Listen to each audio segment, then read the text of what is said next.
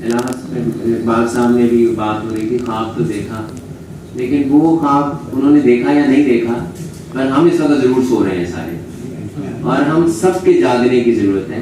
اور صرف ہمارے یہ بہت ضروری ہے کہ 22 کروڑ عوام شاید نہ جاگے، جو 2200 لوگ ہیں وہ ضرور جاگ جائیں، کیونکہ ہماری جو مستقبل ہے پاکستان کا اور پاکستانیوں کا وہ ہمارے ہاتھ میں نہیں ہے، وہ شاید 220 لوگوں کے ہاتھ میں. اور تب تک ہماری معیشت کنٹرول میں نہیں آئے گی جب تک اپوزیشن اور جب تک جتنی بھی رولنگ پارٹیز ہیں وہ ایک پیج کے اوپر نہیں بیٹھیں گے. ہم الیکشنز کے خلاف نہیں ہیں، ہم چاہتے ہیں الیکشنز ہوں، لیکن ہم صرف الیکشنز کے حق میں نہیں ہیں. ہم یہ چاہتے ہیں آپ الیکشنز کریں، ضرور الیکشنز کریں، جمہوری عمل کو آپ ضرور پورا کریں، پر آپ نے پاکستان کا سوچا کیا ہے؟ آپ نے پاکستانیوں کا سوچا کیا ہے؟ کیا تمام سیاسی جماعتوں نے صرف اپنی باریاں لگا رکھی ہیں کہ ایک نے جانا ہے اور دوسرے نے آنا ہے؟ ہمارے مستقبل کا، ہمارے بچوں کے مستقبل کا آپ نے کیا سوچا ہے؟ ہم نے کیا کرنا ہے یہاں پر؟ آپ نے کیا چارٹر آف اکانومی کا سوچا ہے؟ میں آپ کے اس مجلس روم اقبال کے توسط سے یہ میں پیغام دینا چاہتا ہوں تمام سیاسی جماعتوں کو، ہم اپنے لاہور چیمبر کے بھی پلیٹ فارم سے دے رہے ہیں کہ ہمیں ایسے الیکشنز نہیں چاہیے جس سے پہلے چارٹر آف اکانومی سائن نہ ہو. آپ کل چارٹر آف اکانومی سائن کریں، پرسوں الیکشنز کرا لیں، لیکن آپ صرف الیکشنز کریں. ہمیں ایسے الیکشنز نہیں چاہیے.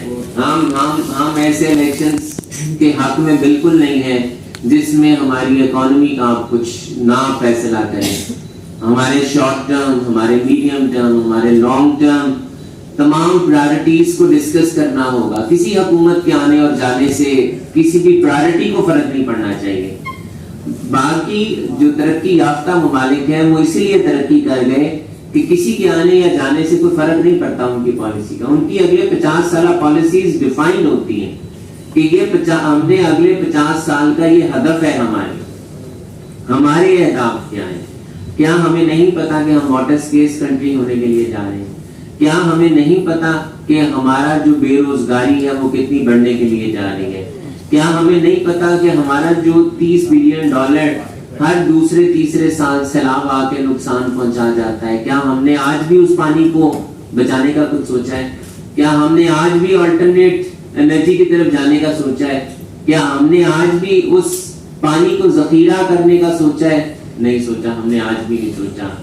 ہم اگر آج بھی یہ سوچ لیں کہ ہم نے کل کیا کرنا ہے تو شاید ہم اپنے پاکستان کو بچا جائیں. ہم نے کیا کیا ہے اس کے لیے؟ ہم نے اس کے لیے شاید اس طرح سے نہیں کیا جس طرح سے یہ ملک ہم سے، اور جو قربانیاں دی گئی 1947 میں وہ اس کو ہم شاید بھول گئے ہیں. علامہ اقبال نے تو ہمیں اپنے مذہب کے پاس آنے کا درس دیا، ہم نے مغربیت کی طرف چلے گئے ہیں. ہم تمام ان چیزوں کو فالو کرتے ہیں جس کا ہمیں درس ملا نہیں فالو کرنی. ہمیں ایڈوانسمنٹ آف ٹیکنالوجی کی طرف جانے کا کہا علامہ اقبال نے، ہمیں ماڈرنزم کی طرف جانے کا نہیں کہا کہ آپ ٹائٹ پینٹیں پہن لیں اور آپ اپنے اسلامی شعار کو چھوڑ جائیں. یہ بہت ضروری ہے اس بات کو دیکھنا کہ ہمیں کہا کیا گیا ہے اور ہم کر کیا رہے ہیں. اور میں سمجھتا ہوں کہ ہماری جو ناکامی کی سب سے بڑی وجہ ہے وہ ہم نے اپنے مذہب کو چھوڑ دیا. ہم اپنے مذہب سے بہت پیچھے ہو گئے. شاید ہماری سب سے بڑی ناکامی کی وجہ یہ ہے. ہمیں اپنے علامہ اقبال نے بھی مذہب کا ہی کہا، اسلام کا ہی کہا، وہ اسلام پہ ہی زور دیتے رہے، حتیٰ کہ میں تو شاید ان کو نہیں پڑھا، نہ ہی مجھے اتنا لگاؤ ہے جتنا آپ لوگوں کو ہے، لیکن وہ کہتے ہیں کہ قرآن کو ہی انہوں نے بدل دیا اپنی شاعری کے اندر.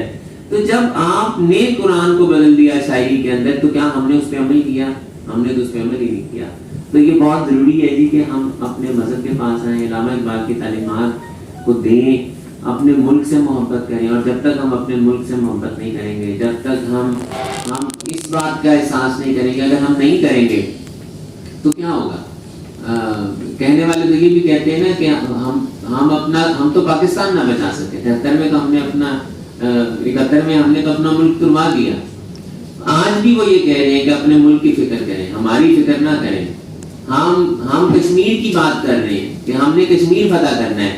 وہ یہ کہہ رہے ہیں کہ اب جو ملک تمہارے پاس ہے تم اس کا دھیان رکھ لو, اس کو دیکھ لو کہ ملک تمہارے پاس کیا ہے, تم اس کو محفوظ کر لو. تو جی ہمارے جاگنے کی ضرورت ہے, ہمیں بہت زیادہ اپنے آپ کو کریکٹ کرنے کی ضرورت ہے. پر ہم شاید لوگوں کی غلطیوں کو تو دیکھتے ہیں, اپنی غلطی کو کریکٹ نہیں کرتے. اگر ہم صرف اپنی غلطیوں کو کریکٹ کر لیں تو ہم ایک معاشرہ بہتر بنا لیں گے. تو میں انہی الفاظ کے ساتھ آپ کا شکر گزار ہوں کہ آپ نے مجھے بلایا اور جو آپ نے ایوارڈ کا اناؤنس کیا, ویری ویری گریٹفل.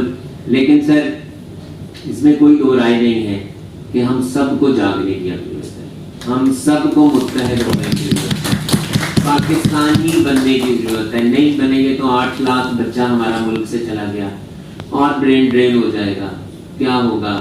لیکن جو میں صرف ایک سوال یہ کرتا ہوں کہ جو 22 کروڑ عوام نہیں جا سکتی اس کے مستقبل کا کس نے سوچنا ہے, اور جنہوں نے سوچنا ہے ہمیں انہیں بھی جگانے کی ضرورت ہے کہ خدارا جاگو. اور ہم سب کو یہ آواز بننی ہوگی کہ ہمیں ایسے الیکشنز نہیں چاہیے جو چارٹر آف اکانومی کے بغیر ہوں. اب چارٹر آف اکانومی کو پہلے سائن کریں, ایک بیچ پہ بیٹھیں. جو سیاسی لوگ ایک دوسرے کو ملنے کو تیار نہیں ہے, جو ایک دوسرے کو دیکھنے کو تیار نہیں ہے, وہ اس ملک کے متعلق کیا فیصلہ کریں گے. تو وہ آپس میں 2 لوگ بیٹھنے کو تیار نہیں ہے تو 22 کروڑ عوام کو کیسے لے کے جائیں گے. اور آخر میں صرف ایک بات کہوں گا کہ میں اپنے تمام دوستوں سے یہ کہتا ہوں کہ خدانا ان کے لیے مت لڑیے جنہیں نہیں پتا کہ آپ لڑ رہے ہیں.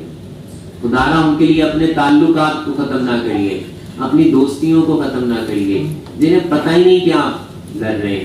اور خدانا ان کے لیے مت لڑیے جنہوں نے شاید کبھی زندگی میں بھی آپ کے سامنے سے نہیں گزرنا. تو جو ہم بیٹھے ہیں, جو آپس میں بیٹھے ہیں, ہمیں ان کی قدر کرنی چاہیے, ان کے لیے لڑائیاں مت کریں.